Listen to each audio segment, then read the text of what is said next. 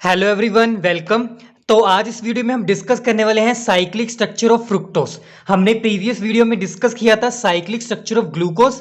तो अगर आपने ये वीडियो नहीं देखी है तो वीडियो के डिस्क्रिप्शन में लिंक होगा, वहां से आप देख सकते हैं। इस वीडियो के डिस्क्रिप्शन में लिंक होगा, वहां से देख सकते हैं। ओके, तो स्टार्ट करते हैं। तो यहां पे हम फ्रुक्टोज की बात कर रहे हैं, तो सबसे पहले आपको फ्रुक्टोज का स्ट्रक्चर पता होना चाहिए। तो मैं आपको एक ट्रिक बताऊंगा कि जिससे आप फ्रुक्टोज का स्ट्रक्चर भी याद कर सकते हो इजीली से। तो इसके लिए आपको ग्लूकोज का स्ट्रक्चर याद होना चाहिए, क्योंकि ग्लूकोज का स्ट्रक्चर ही फ्रुक्टोज से रिलेट करता है। अब यहां पे देखो, सबसे पहले मैं ग्लूकोज का स्ट्रक्चर ड्रॉ कर रहा हूं। बस ये आपको ग्लूकोज का स्ट्रक्चर याद करना है। अब इससे कैसे हमें पता चलेगा कि यहां से कैसे बन सकता है फ्रुक्टोज का स्ट्रक्चर। तो इसके लिए क्या करना पड़ेगा, यहां पे जो हमारे पास ये दो हाइड्रोजन्स हैं, ये वाला और एक ये वाला, मतलब ये जो सेकंड कार्बन के दो हाइड्रोजन्स हैं, उसको क्या करना है, इस कार्बन के साथ डायरेक्टली अटैच कर देना है। एक हाइड्रोजन इसके साथ अटैच कर देना है, दैट इज बन जाएगा CH2। और दूसरा हाइड्रोजन हमने ऑक्सीजन के साथ अटैच कर देना है। तो यहां पे जो ऑक्सीजन का डबल बॉन्ड होगा, जब वो अटैच करेगा हाइड्रोजन के साथ बॉन्डिंग करेगा, तो इसका डबल बॉन्ड चेंज हो जाएगा सिंगल बॉन्ड में, राइट। क्योंकि ऑक्सीजन क्या हमेशा डबल बॉन्ड ही जनरेट करता है। ओके, तो फ्रुक्टोज को अब सिंपल ऐसे बना सकते हो। ये वाला हाइड्रोजन इस कार्बन के साथ आ गया, तो यहां पे हो गया, पहले वन हाइड्रोजन था, अब दो हाइड्रोजन आ गए। ओके, अब क्या है, यहां पे कार्बन रह गया, इसको मैं ऐसे लिख रहा हूं। ओके, इसके साथ सिंगल बॉन्ड ऑक्सीजन, अभी के लिए यही लिख लो। बाकी ये जो स्ट्रक्चर है वो ऐसे ही रहेगा। यहां पे OH हाइड्रोजन, OH, यहां पे सब कुछ ऐसे ही रहेगा जैसे ग्लूकोज में था, क्योंकि इसमें कोई भी चेंजेस नहीं आएंगे, चेंजेस सिर्फ अपर पार्ट में आएंगे। अब यहां पे इसके साथ ऑक्सीजन है, ये हाइड्रोजन इसके साथ जब जाएगा तो इसका जो डबल बॉन्ड होगा वो चेंजेस हो जाएगा सिंगल बॉन्ड में। इतना हो गया। अब क्या करना है, यहां पे आपको पता है ऑक्सीजन क्या है, डबल बॉन्ड जनरेट करता है, डबल बॉन्ड बनाता है हमेशा। यहां पे सिंगल है तो यहां पे डबल बॉन्ड कर दो। ओके, और कार्बन की वैलेंसी कितनी होती है, हमेशा 4 और रहनी चाहिए। तो 1 2 3 एंड 4, इस कार्बन की वैलेंसी भी 4 है, सभी कार्बन की वैलेंसी कंप्लीट है। और ऑक्सीजन की वैलेंसी कितनी होती है, 2 होती है, तो यहां पे डबल बॉन्ड है। तो ये स्ट्रक्चर हो गया हमारे पास फ्रुक्टोज का। तो आपने देख लिया कि कैसे, अगर आपको स्ट्रक्चर रहता है याद ग्लूकोज का, तो कैसे जनरेट कर सकते हो ग्लूकोज से फ्रुक्टोज का स्ट्रक्चर। तो यहां पे हम नंबरिंग कर लेते हैं। सो ये हो गया कार्बन नंबर 1, ये 2, ये हो गया 3 4 5 एंड 6। ओके, 6 कार्बन हो गया हमारे पास। अब हम करते हैं ये हमारे पास ओपन चेन है। ये क्या हमारे पास ओपन चेन है, जैसे हमने ग्लूकोज के स्ट्रक्चर में देखा था। देखो यहां पे ये भी क्या था, ओपन चेन में था ना, देखो ओपन चेन था। इससे हमने क्या किया था, नंबरिंग करके फिर हमने रिंग स्ट्रक्चर ड्रॉ किया था। सेम यहां पे भी हम ऐसे ही करेंगे। तो सबसे पहले यहां पे C डबल बॉन्ड O लिखो, इसको C double bond O। Okay, ये हमारे पास क्या है, कार्बन नंबर 2। ओके, ये कार्बन नंबर 2 है तो हमने 2 लिख दिया। इसके साथ डायरेक्टली अटैच क्या है हमारे पास, CH2OH ग्रुप। इसके साथ आ गया हमारे पास CH2OH ग्रुप अटैच्ड है। ओके, अब यहां पे थर्ड कार्बन की बात करते हैं। ऐसे ये हो गया थर्ड कार्बन, राइट। ये हो गया फोर्थ कार्बन। अब फिफ्थ कार्बन आएगा ऐसे, इस फिफ्थ कार्बन के साथ OH राइट साइड पे, तो राइट साइड पे ऐसे ड्रॉ करो इसको। ओके, अब इसके साथ हमारे पास क्या है, ये वाला ग्रुप अटैच्ड है, दैट इज 6 कार्बन वाला, दैट इज, इसको ऐसे लिख दो CH2OH। Okay, rest of others are hydrogen होंगे। अब यहां पे देखो, मैंने पहले बताया था कि जो हमारे पास स्ट्रक्चर में ओपन चेन वाले में जो भी ग्रुप्स या एटम्स राइट साइड पे होते हैं वो हमेशा डाउनवर्ड में लिखे जाते हैं रिंग स्ट्रक्चर में।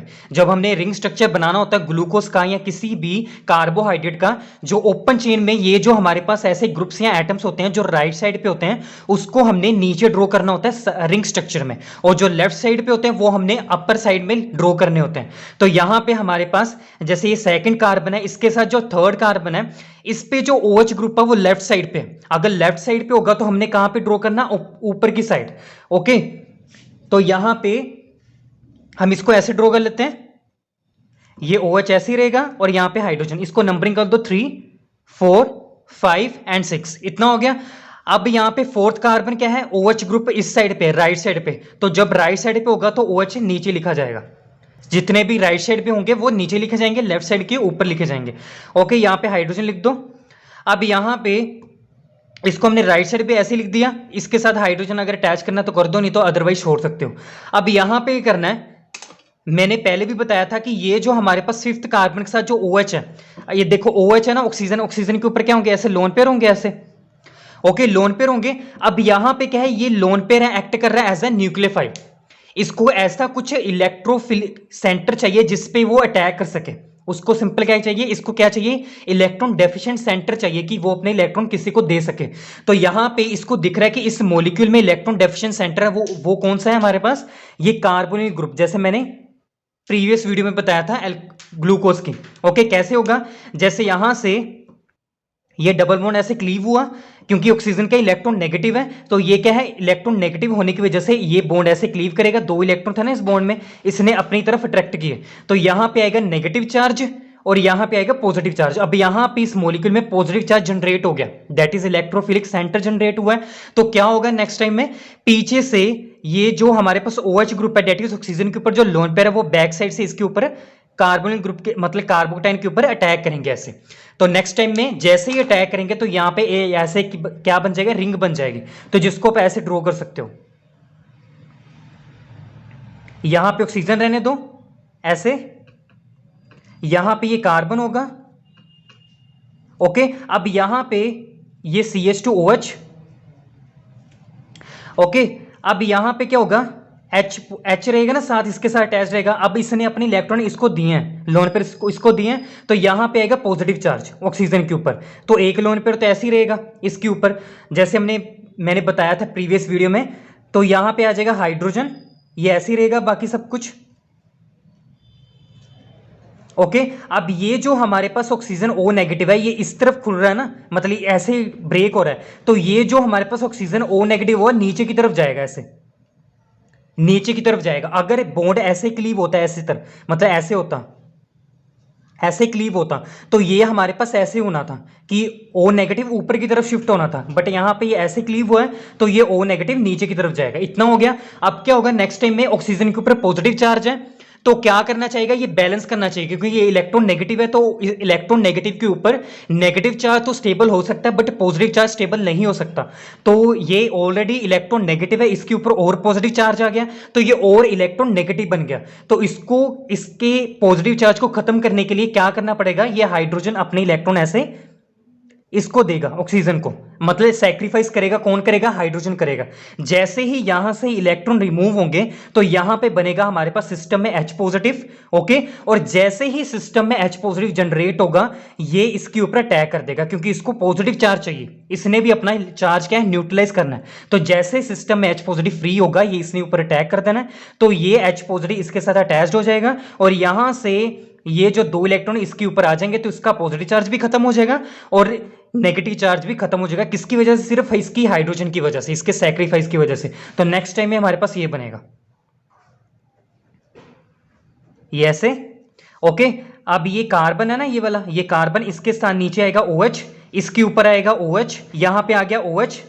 आप चाहो तो शो कर सकते हो हाइड्रोजन को, नहीं तो आपकी मर्जी, कर सकते हो नहीं कर सकते हो। CH2OH, इतना हो गया। अब यहां पे ये हमारे पास क्या है, सॉरी, यहां पे ये CH2OH भी तो आएगा ना ग्रुप, सॉरी ये भूल गया था मैं, CH2OH भी आएगा साथ में, यहां पे CH2OH। इतना हो गया। अब हमारे पास जैसे ग्लूकोज में हमने देखा था, हमारे पास था beta, alpha and beta glucose.